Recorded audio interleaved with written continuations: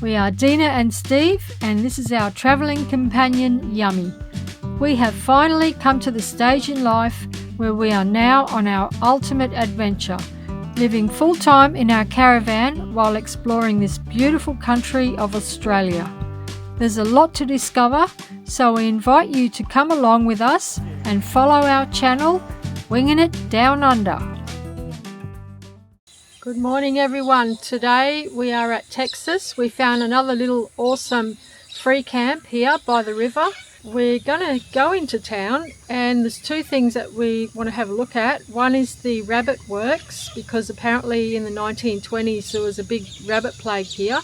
And the other thing we want to have a look at is the tobacco museum, because they used to grow a lot of tobacco in this area. A lot of the Chinese came over and started growing tobacco, so it sounds like there's a little bit of history behind this town. We'll also go and have a look at, there's some, I think there's a lookout and a dam. A dam as well. So we'll go and have a look at that as well. Sounds like a big day. Yeah, big day in the car. Anyway, It's going to be hot, so it'd be nice in the car. That's true.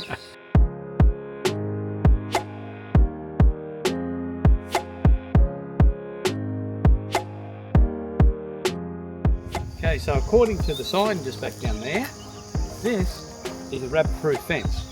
I can see why it works. All right, yeah. It goes right to the ground, under the ground, so they can't dig under it. And Oh, it goes under the ground. Well, yeah, it's down in the ground, see, look, you can't lift it up. Oh. Yeah. Very effective. Keep the rabbits out, yeah.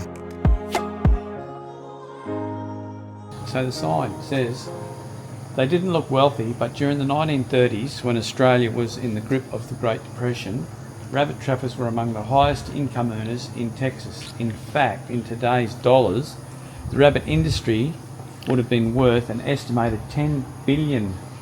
Wow.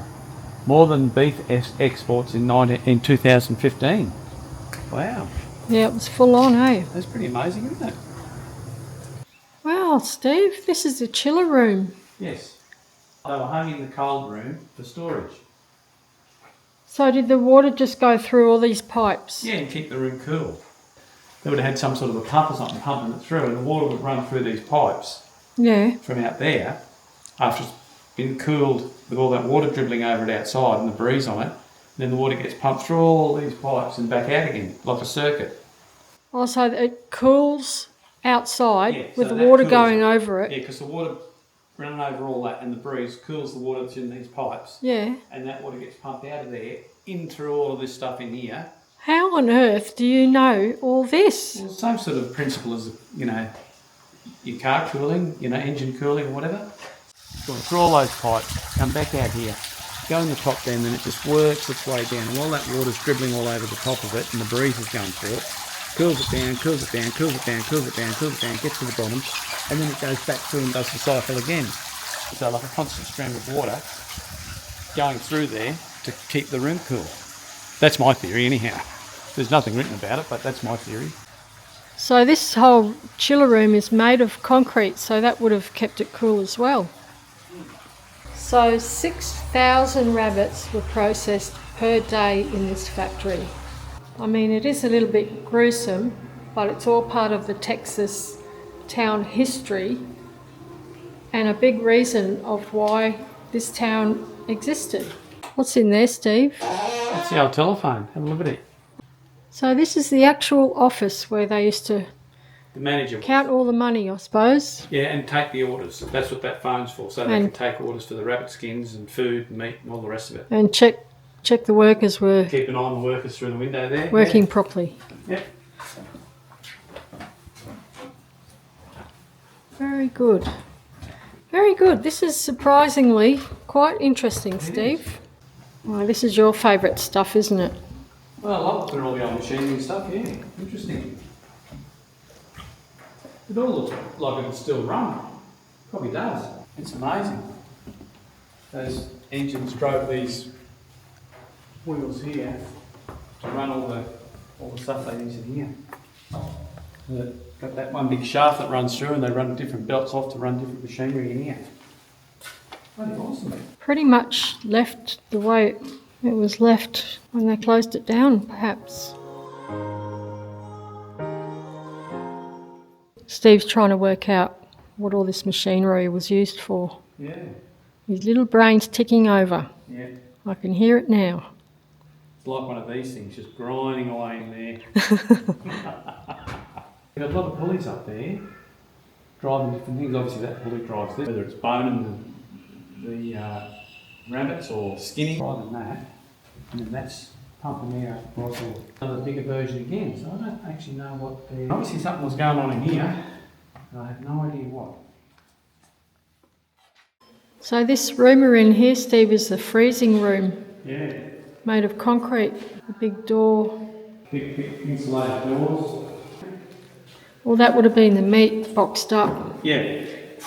Yeah. Oh no, skinned rabbits. Conveyor belt. The cooling rooms here, Steve, Yeah.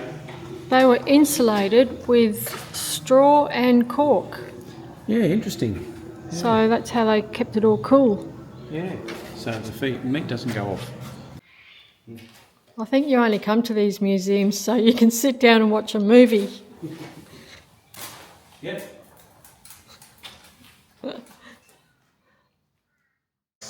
Well, apparently in 1950 they introduced the virus myxomatosis. No, that wasn't the virus. I think myxomatosis was the poison they used. I thought that was called the virus. No, if you read it, it says myxomatosis is a poison they used, and that killed a certain amount of it. Then they came back again, so then they introduced a virus, Oh, okay. and the virus pretty Killed much them wiped all them off. out. Yeah, pretty much wiped them out, the virus, yeah. But this industry kept Texas going through the Depression. It was massive, and they sold the skins and the meat to America and England. Mm. So it was a really big industry here. I mean, look at that truck in that picture. Well, I won't show that. It's a bit gruesome. Okay, well, Yeah. $10 to come here. Yeah, it's Very worth, interesting. Yeah, definitely worth a walk around, and it's interesting history. Yeah, Not nice, but it's interesting history. worth having a look at. Yeah. If you drive through. Absolutely. Yep. Yeah. All right, we'll go and check out the Tobacco Museum. It Yeah. might be closed, but Oh, we'll go and have have a look. a look. Well, apparently the Tobacco Museum's not open, but there's a couple of old tobacco drying sheds that I wouldn't mind having a look at. So we'll go and see if we can find them in the bush. So we found these old two tobacco drying sheds, and it's on a farmer's property. There's a sign at the gate saying, "Can you ring the farmer before entering?" So we've done that, and we're good to go.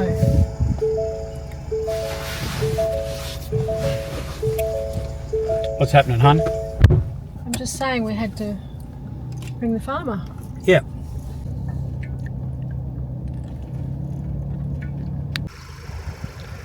So these are the old tobacco drying sheds. They look a bit rickety, but they've been here for a long time.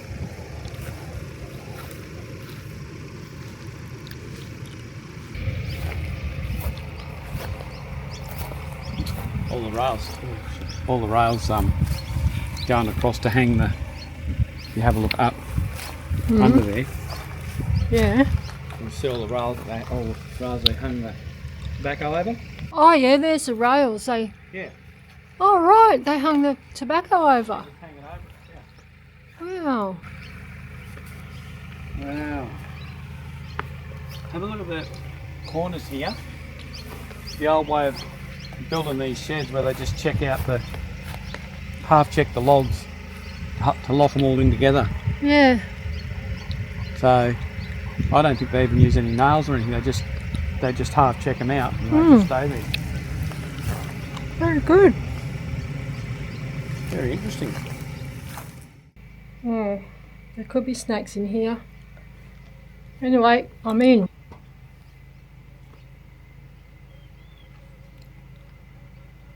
They're tall, aren't they? Yeah, also they can hang a lot of. See, they've just hang the tobacco over. Let's just hang it. Yeah. Let it all hang there, dry out. We've got a And look, they'd hang it over the sides of those as well. Yeah. They've all moved now, but they would have been able to. I wonder why the door's so small. Oh, don't Keep need the rain out, maybe. Yeah, probably. Yeah. Keep it as dry as possible in I'm here. not sure when they were built. Anyway, let's get out. Pretty old. Okay, well that's the tobacco drying sheds.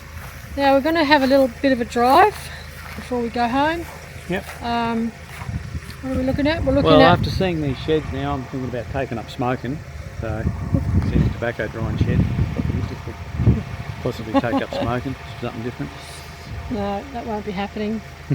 But we're going to go to the local dam here and just go to a lookout. So, Yep.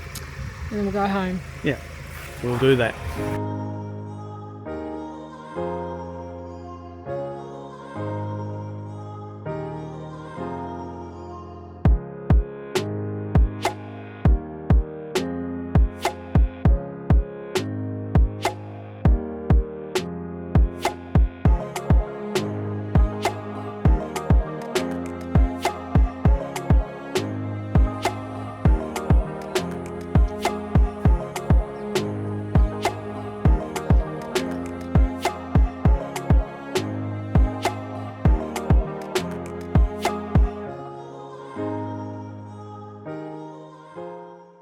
This is how we fill our water tanks up. Just top them up anyway. It's not the best way, but it's good enough. It does us. We don't have to do it very often. It's just that we've been here for 5 days. We've still got a little bit of water left, but we might do a couple more days here. So just thought we'll whip into town and put another. We've got basically 2 20 litres and a 10, so that gives us 50 litres we can put back in the tanks. Yeah. And that'll keep us going for another couple of days. So One of these days we might buy a pump. this works. Every now and then we'll do this. Yeah, we don't have to do it very often because we're pretty good on water, eh? Like Yeah. we can get about 5 to 6 days if we're really scrimpy. Yeah. Anyway, That's all right. are you going to do brekkie after this? So I'm getting hungry. Possibly, yes. All right, so I'm finished with the axe now.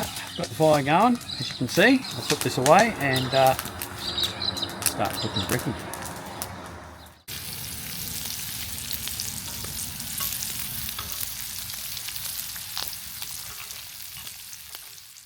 Today we are off to Tenterfield. We've hooked up and ready to go.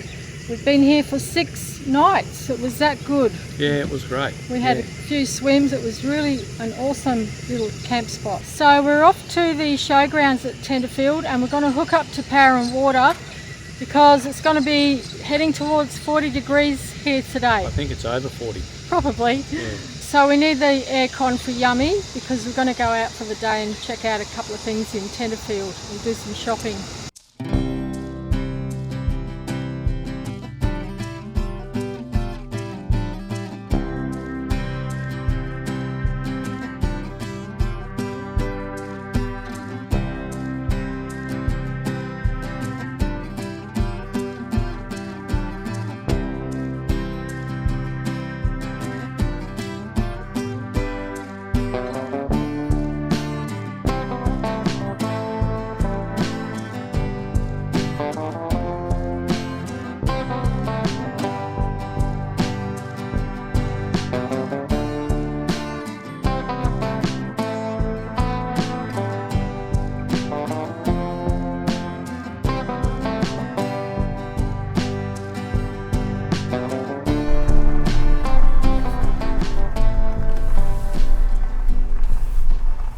This is lovely. I'm loving it. We're out of that 30+ degree heat, and we've only driven like an hour and a half. So Yeah, we were expecting 38. yeah, that's what they were expecting out of Texas, and we're only gone 2 hours away, and We paid for power for Yummy, so it wouldn't be hot. for aircon we don't need it. And it's only 21 degrees. It's cool, it's beautiful. We are, as you can see, at the Railway Museum. So we're going to go in there, have a bit of a look around, show you around, and see what it's all about. Been on a couple of trains on our travels. We have. Cheap as chips, $7.50 each, honey. Yep. Well, I just happen to have a lazy in. 15. Brought it in. In she goes. All right, let's go and have a look. Yeah. I've got no idea what this is, but Steve knows all about it. So what this is one of the first Harley Davidsons. So that's what they used to ride around on. No, it's a breakdown cart. So two blokes can sit on it, and they've got a little bin here. They can put all their tools and stuff in and go and do repairs on the rail lines, or whatever they need to repair. What would you like? Can I have a ticket to Timbuktu, please? Yes. Normally they're about $7.50, but for you, $750. I need a few beers today. Look at you, I've got you right through the round hole. That's cool, isn't it? It's really good, this. The last train on this line was the 23rd of the 10th, 1989. The last train on this line. What a shame. Yeah. I found a little bit of information about etiquette for the passengers. It says, it is not required of a gentleman in a railway carriage to relinquish his seat in favour of a lady, though a gentleman of genuine breeding will do so rather than allow the lady to stand or suffer inconvenience from poor accommodation. And there's a few other bits of etiquette too. Wow, what a beautiful looking station though. Isn't really. it? Yeah. It really is spectacular. This station was opened on 1st of December 1886 and was named the Great Northern Terminus. It was described as being one of the most extensive and handsome buildings on the Northern Line. All aboard! Come on, let's move it. Permission to come aboard? Permission to come aboard. I'll be the engine driver, you can be the stoker. That doesn't sound fair, it sounds pretty hot. So this is the dog box that they're restoring. You can see the part that they have restored and the part that they're still working on. Big difference. Quite amazing.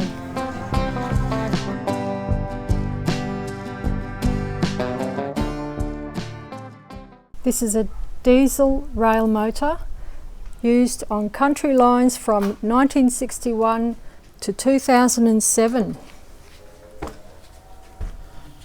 2007, this was still going. Yeah. So these are the economy class carriages. Yep. Economy, yep.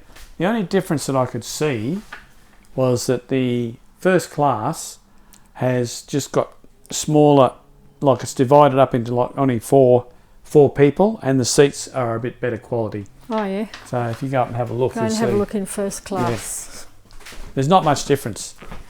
Oh, so this is first class. Yes. Oh, so you've only got the 4 seats in the little room. And the seats are a bit more luxurious. A bit more luxurious, yeah, to sit in. Oh no.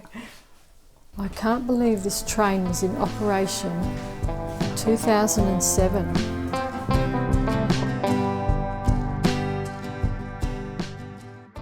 Well, if you're driving through Tenterfield, I think it's well worth the $7.50 to come and have a look at the Railway Museum. Oh yeah, definitely. You've definitely got to come and have a look. I mean, it's really good. Really interesting and worth it. Run by volunteers who have got plenty of stories and information. Yep, good stories and plenty of info. It's good. It's good. It's worth it.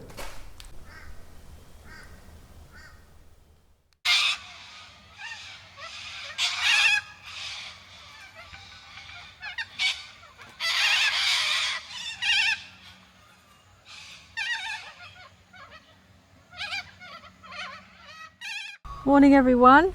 We woke up to a very noisy morning this morning with all the birds carrying on and the ducks and everything. But we're at the Tenterfield Showgrounds and it's a pretty nice showground. We've been here once before and we're parked right up against the creek, just down below there behind the van. There's a dump ground here and the toilet block. I think there's one shower in there, so it's not too bad. Yeah, it's also a bit overcast today. I've worked out why it's so cold here all the time. Even in a heat wave, it's cold here. And I've worked it out that Tenterfield is about 850 metres in altitude. It's 2,800 feet above sea level. So like Stanthorpe, Armidale, Glen Innes, places like that, it's more elevated, so that's why it's always cooler around this area. So if you want to get away from a heat wave, come to Tenterfield. Yeah, we came from Texas yesterday. Before we left it was about 7 o'clock and it was about 29 degrees. We got here at about 10:30 and it was what, 22 or 23 degrees. Yeah. But Texas is just under 300 metres altitude. Yeah, so that's the difference. Yeah, it's way lower. So that explains it. Yeah. So it was interesting. So, 2 hours difference and the temperature was like 10 degrees different. More than 10. Yeah. Just, wow. Crazy. Anyway, we went to the Railway Museum as you saw yesterday, and today we are going back to the Tenterfield Saddler. We were there on our last trip, but it was closed, so we're going to go and check that out. It should be open today, hopefully. And then we're off to Deepwater Creek. Deepwater Creek, I think it's called. Yeah. We're going to do a pub stay for the night for something different. Yeah. So, well, let's head off to the Saddler. All right, check it out. Let's do it. So this building was built in the 1860s, and what you can see there, it's made of blue granite, which came from a local quarry. The quarry's not there anymore, but that's where the blue granite came from.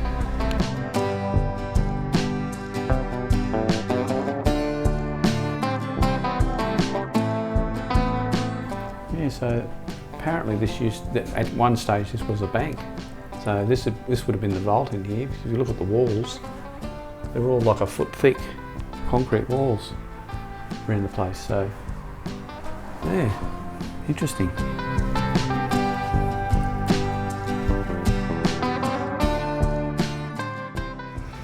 Okay, so we've been having a bit of a few issues, with bomb radar not being all that accurate and stuff like that.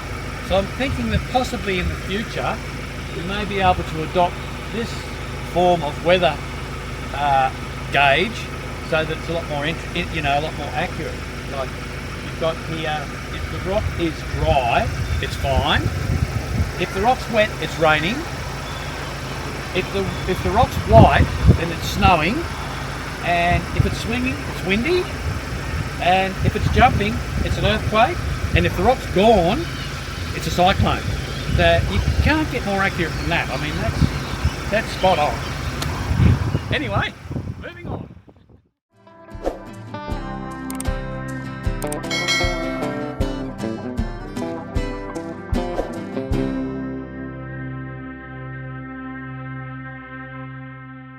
Well, that's it for this episode. Hope you enjoyed this one. Yep, we enjoyed our time at Texas and Tenterfield. And make sure you subscribe if you liked it, so you don't miss the next episode. Next week we're heading to a pub stay at Deepwater, and we have a day at the races. And win money. We'll see you next week. See ya.